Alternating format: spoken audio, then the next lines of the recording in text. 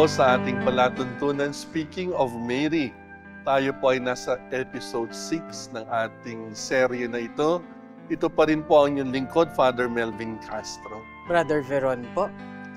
Nang nakaraan po ay ating tinalakay ang visitation at bilang panghuli po na topic doon ay tungkol sa human life begins at conception. But even before that ay yung the conjugal life, no? Nabanggit natin yung sa kauna-unahang episode ng ating serye na ito. That the very first institution that God created between Adam and Eve is marriage. Hindi pa sakramento, no? Para maging malinaw yan. Ang sakramento ay yung 7 sakramento, darating yan sa bagong tipan. At ang pinaka-efficacy niyan sa tradisyon ng simbahan ay nung ang ating Panginoon ay namatay sa krus at lumabas sa kanyang tagiliran ang blood and water. Yun ang naging simbolo natin na ito yung font, ito yung fountain ng biyaya ng Diyos sa pamamagitan ng 7 sakramento. Within the Catholic Church, ito yung paniniwala natin na 7 ang sakramento sa kasamaang palad sa ating separated brethren, either walang sakramento or kulang. Now, going back sa very first institution, marriage.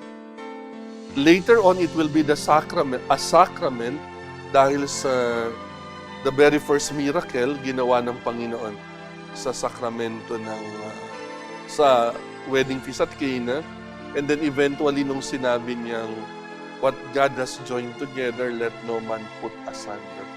So doon, pagdating sa bagong tipan, magiging sakramento. Now, we will base ourselves dito sa Catechism of the Catholic Church.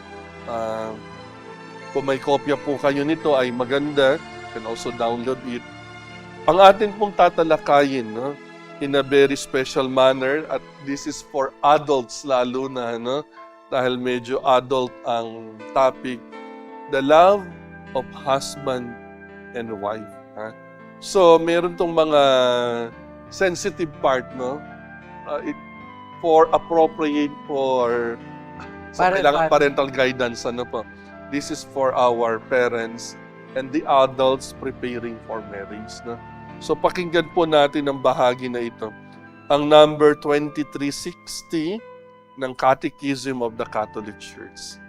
Sexuality is ordered to the conjugal love of man and woman. In marriage, the physical intimacy of the spouses becomes a sign and pledge of spiritual communion. Marriage bonds between baptized persons are sanctified by the sacrament. Baptized persons. Okay? So, kaya tayo sa simbahang Katolika, kung ang mag-aasawa ay hindi parehong Katoliko, by canon law, kailangang magkaroon ng dispensation mula sa obispo. Dahil kung isa'y Katoliko, yung isa ay Kristiyano, pero hindi Katoliko. So ang tawag doon ay mixed marriage. Pero pwede ring mangyari Katoliko and then hindi Kristiyano totally. Yun ay magiging disparity of cult. Magkaiba ng relihiyon. So, tayo ba ay nagiging exclusive na tayo lang Katoliko? Hindi po.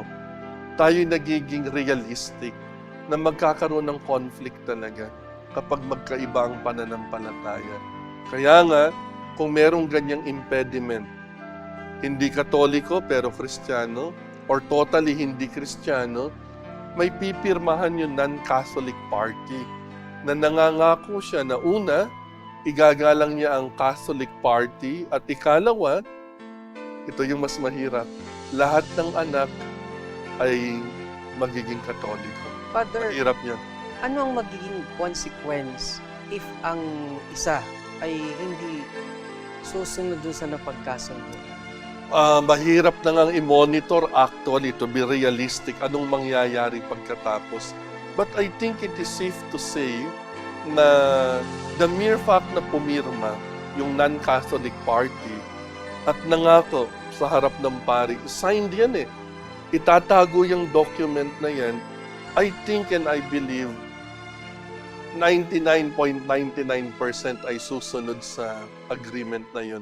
Otherwise, nagpapa-convert totally yung nagiging Katoliko. Pero ganyan naman tayo sa simbahang Katolika. Unlike sa ibang relihiyon, gagalang natin kung ayaw magpa-convert, merong ganyang dokumento. Pero bakit ganon? Kasi we have to protect the offspring. Dahil Catholic party yung isa, kailangan sundin. Malalaki o mababae, kailangan lumaking Katoliko. Otherwise, naka-curtail din yung freedom of religion ng non-Catholic party. So, sakramento. Ngayon ang tanong, ito yung mas technical dyan. Paano ang mga kinasal na parehong protestante? Pwedeng sakramento yun, believe it or not. Depende na sa teaching ng simbahan nila. So talagang hindi po pwedeng basta-basta mong ikasal. Talagang titingnan mo kung kanino siya nakasal beforehand. Kaya nga yung divorce, bakit hindi naniniwala ang divorce ang simbahan? Una dahil sinabi ni Kristo. Ikalawa, at ito yan, the realistic side. The moment na merong divorce ang batas, magkakalituhan na talaga. On one hand, pababayaan na pwedeng ikasal sa civil. On the other hand, meron pa rin silang validity ng marriage sa simbahan. So ang gulo. Hindi sila pwedeng ikasal sa simbahan dahil valid ang kasal, pero sa civil may iba na silang asawa. So yung reality ang gulo-gulo na. Kaya ang simbahan nakikiusap na wala. Dahil magkakagulo ang lipunan, lalo na in a society like ours na majority Catholics. Masishake yung stability kahit ng society. Dahil mayoriya, Katoliko, ibigay mo yan, gawin mong batas yan, mayroong gulong mangyayari. Ngayon nga lang sa European countries na traditionally majority Catholic sila noon, ayun hindi na, naging magulo ang lipunan dahil ang realidad biglang nabago On one hand, pwedeng magpakasal civilly, and yet on the other hand, hindi kinikilala ng simbahan. So, mahirap na realidad ang divorce. As I said, lalo na in a Catholic majority country. Kaya ang simbahan, nakikiusap at kumikilos na walang divorce sa lipunan. Father, ang tanong ko dyan ay, gaano ba kabigat yung grounds for divorce at yung grounds for annulment? Kasi ang marami, kung isa kang ordinaryong Katoliko lang, ang palaging, ang sasabihin lang dyan, pareho lang naman pawawalang bisa mo yung kasal. Okay. So, dalawa yung concept, So, sa Philippines, walang divorce. Salamat sa Diyos. Tingnan natin ang realidad sa Europe, for example, o US. Ano ang divorce? Ang divorce ay valid ang kasal. Pero nagkaroon ng problema. So, sasabihin ng korte, okay, valid ang kasal nyo, pero wala na tayong magawa o maghiwalay na kayo. Pero may validity. Ang sinabi ng korte, hindi na kayo magkasundo Maghiwalay na kayo ng buhay nyo. Pwede na kayo pakasal ulit. Pero ando doon yung original na kasal. Ang annulment ay kinasal, pero napatunayan, wala palang validity yung kasal in the first place. So, kapag nag-asawa ka ulit, wala kang daladalang baggage na kinasal ka dati dahil wala ka palang kasal in the first place. So, mas mabigat ang annulment. Kailangan patunayan mo na hindi lang may problema yung present time mo, kundi in the first place, yung pinakaugat, yung kasal na inaakala natin kasal, hindi pala valid in the first place. So, ano yung mga cases na ganyan na nagiging annulment, na dideklarang null and void? Psychological incapacity. Dahil in the first place, hindi pala buo yung pag-yes nila sa isa't isa. Kaya nga naalala mo nung kasagsagan ng pandemic yung nag-propose na virtual ang kasal. Ang hirap eh. Paano mo masasabing hindi tinututukan ng baril yung isa? Kaya siya nag-yes. Kaya physically, nasa harap ng pare o ministro, doon sasabihin ng mag-asawa, yes, tinatanggap ko. Kailangan mutual ang consent. Yung consent ang pinakamahalaga sa validity ng marriage. Sa sakramento, sa ating mga Katoliko, ang pare hindi ang minister ng sacrament, ng matrimony. Ang minister ay yung mag-asawa. Yung yes nila sa isa't isa. Kaya nga, di ba, nauuso yung personal vows. Pwedeng payagan yun, pero after yung formula ng simbahan, do you accept? Are you here willingly? Kasi kailangan mapatunayan at sabihin mo on the record that you are willing. You are giving your consent. Yun ang pinakamahalagang aspeto ng pag-aasawa. Any condition na yung consent na yan ay sapilitan o hindi mo naibigay ng tama, magiging invalid. Parang ganito, absurd scenario. Absurd scenario. Ang pinakasalan mo kambal pala, no? Identical twin. Na-realize mo ng kasal ng seremonyas, hindi pala siya yun. Ang inaakala mong pinakasalan mo, yung isa, invalid yun. Kasi hindi siya. Hindi siya. So, kailangan nung binigay mo yung oo mo, ay siya yun. Siya yung tao na yun. Father, isang tanong din po na may mga naririnig din ako na mga kapwa natin Katoliko na kailangan daw muna magpakasal sa civil bago sa simbahan. Ano po ang tugon ng simbahan doon? Ngayon kasi, ang realidad, parang nagiging testing ground yung civil. Ang worst scenario nga ngayon ay live-in. Mag-live-in muna.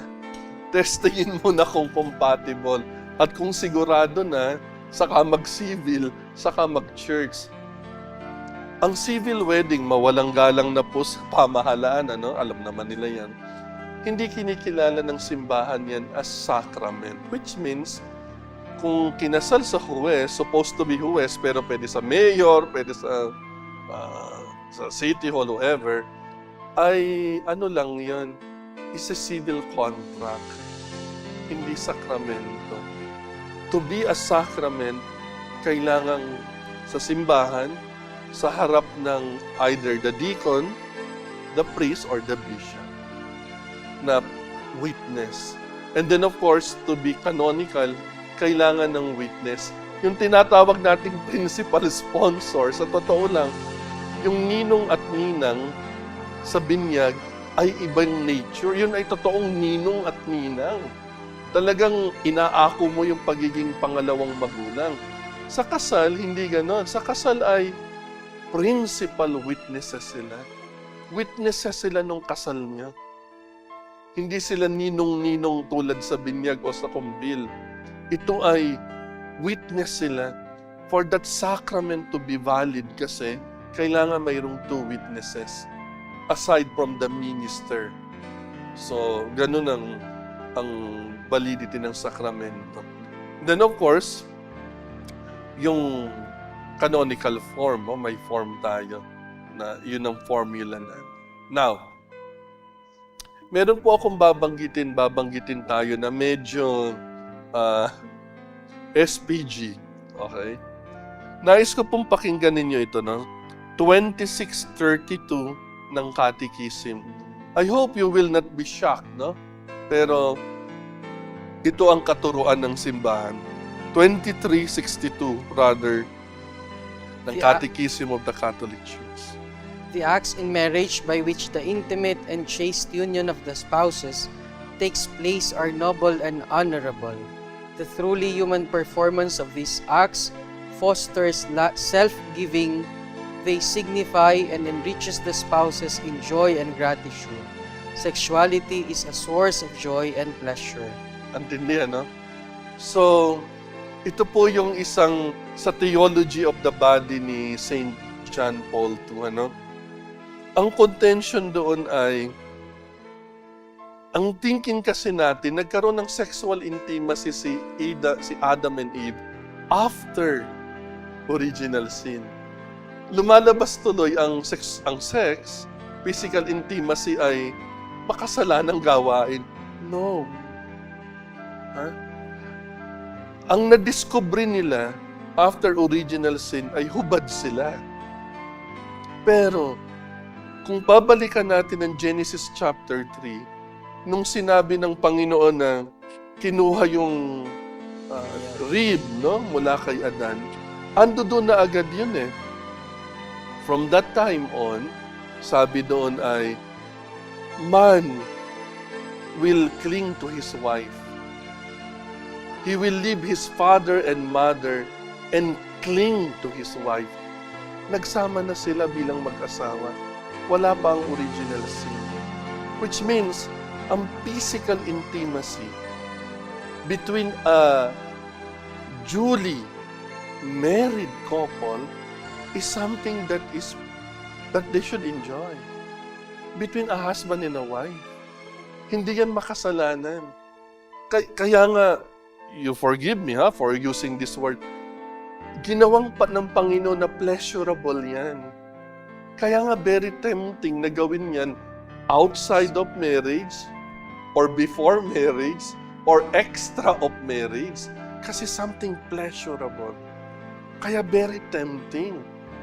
Pero ginawa yan ng Panginoon to be in the parameter, to be part of that beautiful sacrament of marriage.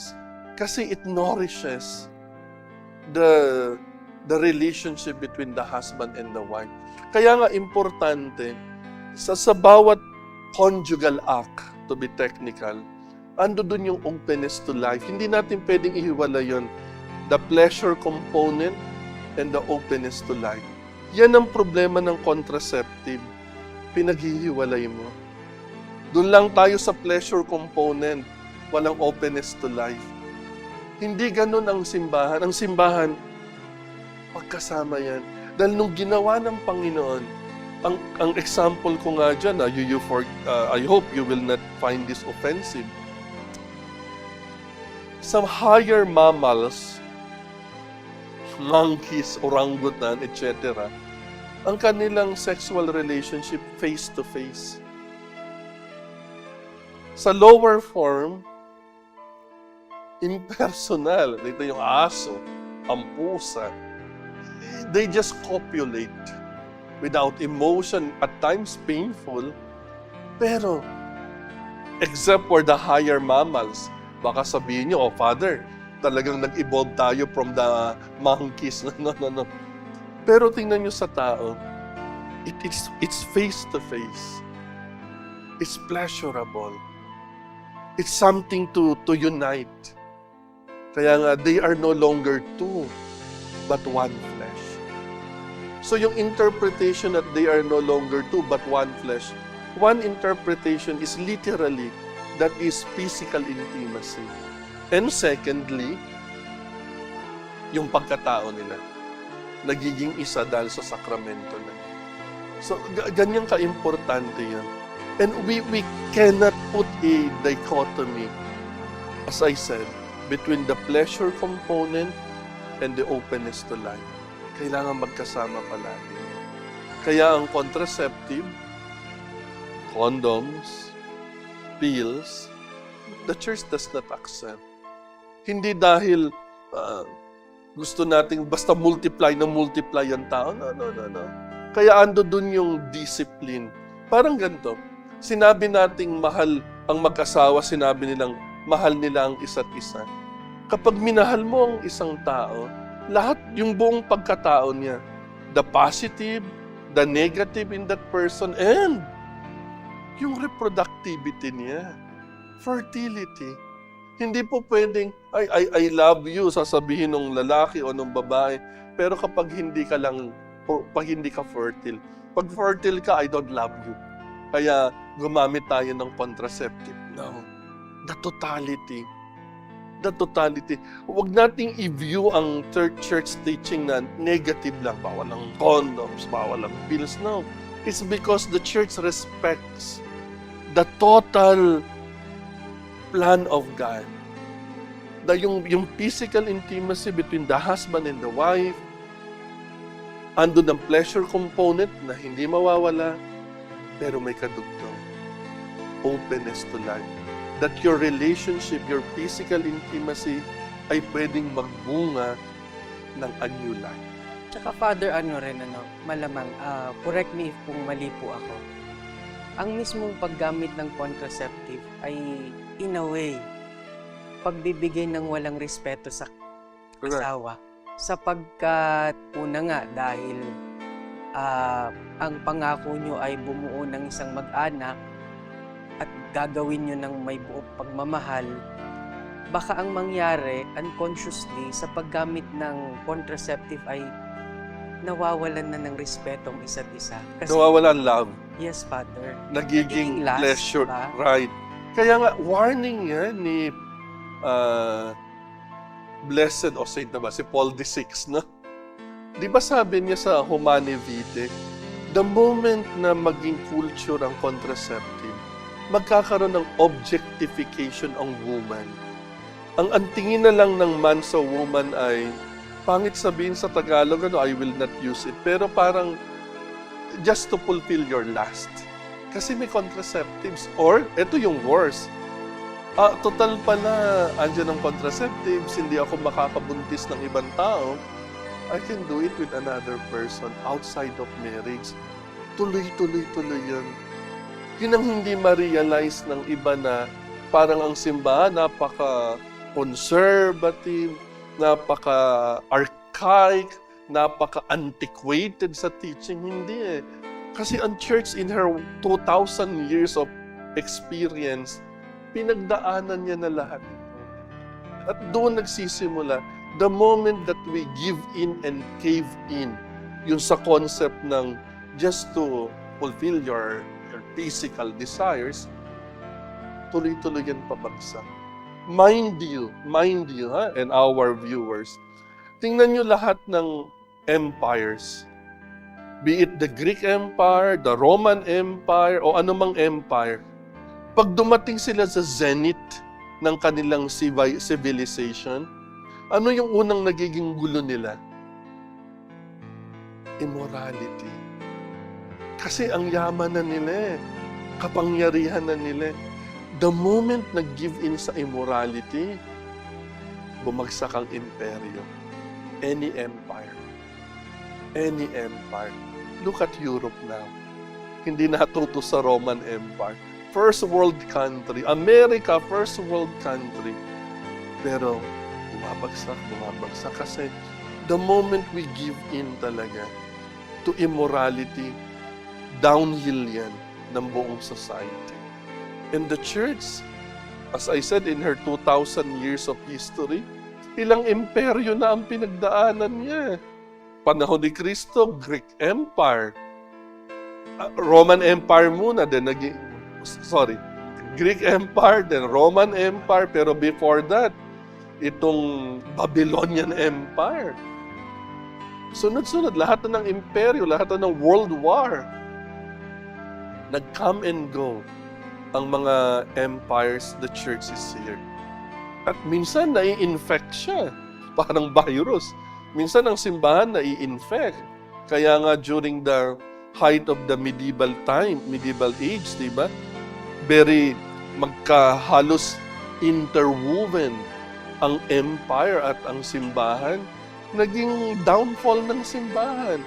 She was rich, she was powerful, and ultimately, kung paano naging immoral ang empire, siya din. And the church learned from this. Kailangan talaga stripped of human glory, stripped of human power, stripped of human authority, she will flourish. At yung mga kapatid din natin na nakakalungkot, Father, na mismong kapwa Katoliko yung mga dahilan nilang bakit kailangang pakialaman ako ng simbahan? mag-asawa kami, katawan namin to. Private life namin yun. Sabi ko nga, pag naririnig ko yan, bakit pa kayo nagpakasal sa simbahan? You ask the church to bless your marriage, and now that the church is here for you, to guide you, hanggang doon sa makapagbuo kayo ng mag-anak, bakit ngayong tinuturuan tayo ng inang simbahan ng mga couples ay bakit ayaw nating tanggapin? The mere fact na nagpakasal yung mag-asawa, sana nandun rin yung open-mindedness ng couple na saglit lang. Hiningi ko ang basbas ng inang simbahan, kailangan makinig din ako. Hindi yung pagkatapos na ng kasal, yung mismong seremonya ay tataliwas na tayo dun sa turo ng simbahan. Tama, no? We live in the middle of the world, no? Lalo na ang members of the church, dahil the lay members, nasa gitna ng mundo yan. So, whether we like it or not, ma-i-infect at maapektuhan tayo ng kultura, ng lipunan. So, kailangan tayo bilang tagasunod ni Kristo, countercultural tayo. Sabi nga ni Saint Jose Maria, no? Paano daw ba yung saranggola lumilipad? Ang saranggola, para lumipad, hindi siya pwedeng sumabay sa flow ng hangin. Babagsak siya. Kailangan kontra-kuryente siya. Against the wind. Tataas siya ng tataas. Ganun din tayo in so many ways. Kung tayo sasabay lang sa yan eh. Yan ang kultura ngayon eh. Yan ang gawi ngayon. The church will not flourish. Babagsak tayo. Look at, painfully I say this, Germany. Germany napakayaman na church dahil meron silang religious tax. Ang religious tax ay sa tax mo, income tax mo, sasabihin mo anong relihiyon mo. Kung gusto mo lang. Kapag in-identify mo yung relihiyon mo, yung 1% nun, nung buong tax mo, ibibigay dun sa simbahan mo. Ano mang simbahan yun, ano? Kung gusto mo. So, imaginein mo, the church in Germany, billions ang pera, kahit walang nagsisimba. Yung iba naman, kapag ayaw nang magbigay totally, idideklara nilang atheist sila, that they don't believe in God. So, walang kahit, Diyos ko, barya na lang yung 1%, ayaw nilang ibigay, you know? Well, anyway. So, ang simbahan doon, Katolika, very diluted ang teaching. Very following the ways of the world. Dahil yung perang nanggagaling sa kanya, hindi naman sa talagang practicing Catholics. So, ang nangyayari sa takot na baka sabihin nung taxpayer, ay, hindi ko na lang idideklara na Katoliko ako at bumaba ng bumaba. So anong gagawin? Ang ituturo mo, yung gustong madinig ng taxpayer. Anong culture ngayon? So ang simbahan, yun nga ang danger ngayon, magkaroon ng schism sa church in Germany. Between the church loyal to the teachings at members of the church na sumunod na lang tayo sa current kasi doon ang gagaling ang pondo. Hindi naman sa mananampalataya talaga. Nung minsan kasi sabi ko, naku, tempting siguro, magkaroon ng religious tax. Hindi mo naman dadagdagan ng tax ng tao eh. Hihingin mo lang na yung part ng kanilang income tax, 1%. Bigay mo sa simbahan, nakakatakot. Kasi baka tamarin na rin kami mga pare. Siguradong may pera galing sa tax. Ang problema, nang ibibigay nating teaching, yung natutuwa sila para manatili tayo sa 1%. Malungkot yan. Malungkot yan. So, the ways of the world is not the ways of God. Faithful as it is, the church has to be faithful to God. Sinabi yun, di ba? We must obey God rather than that. Ito po ang ating naging another episode sa Speaking of Mary. diniscuss po natin ang tungkol sa buhay at ang sacredness ng conjugal life between the husband and the wife. Ito po ang inyong lingkod, Father Melvin Castro. Brother Veron Dizon. Hanggang sa susunod po, magsama-sama pa rin tayo sa ating talakayan dito sa ating palatuntunang Speaking of Mary.